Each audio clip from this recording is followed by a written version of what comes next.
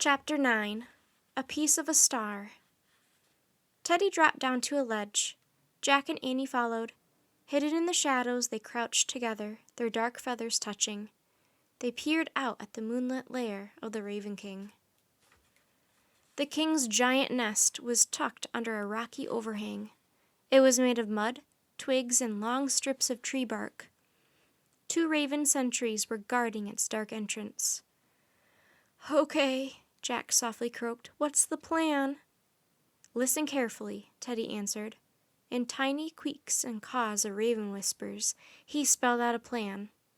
"I'll distract the guards. Annie, you keep watch at the entrance. Jack, you go into the nest and get the diamond.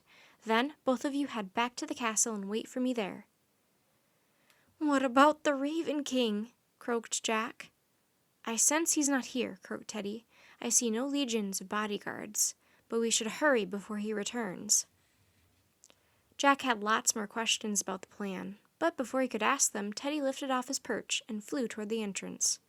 "Let's go!" cried Annie, rising into the air. Jack was in a panic.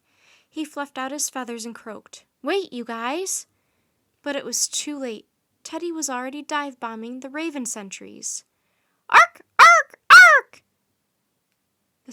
The 2 sentries left their watch and flew at Teddy with short shrieks. They chased him high into the sky. Annie zipped to the entrance of the nest. "Come on, Jack!" she croaked. Jack jumped off the ledge and flew onto the giant nest. Without thinking, he stepped through the entrance. He jerked his head from side to side. With his raven sight, he saw walls packed with dried mud, animal fur, vines, and sticks. The floor was covered with moss. Jack took a few steps forward. He stopped. He saw no sign of the Raven King. He cocked his head from side to side, listening. All was quiet. Jack looked around the nest. One part of the nest wall looked different. It was black and shiny. He stepped toward it. He touched it with his beak. It wasn't a wall at all. It was a curtain of feathers. Jack pushed through the feather curtain. Moonlight shone into the space behind it. Heaps of gold and silver coins glittered in the cool light. Pale pearls, emeralds, and rubies shone and sparkled. Amid all the treasure was a blue-white crystal. It was no bigger than a marble, but it shone with a light all its own, like a piece of star. Jack knew at once the stone was the diamond of destiny. His raven heart thumping, he walked to the diamond and nudged it with his beak. As the diamond tilted, it shot forth beams of brilliant light. "Jaw! Jaw!" Annie was calling to him from outside. "Creak-crow! They're coming!" Jack carefully picked up the diamond with his beak. He felt a surge of strength and courage. Annie called another warning, but Jack wasn't afraid at all. He calmly walked out of the Raven King's nest, back into the night. More sentries had been alerted. They were flying toward the mountaintop, calling madly in alarm. "Crack! Crack! Crack!" Jack saw Annie perched on the ledge. "Hurry, Jack, hurry!" she croaked.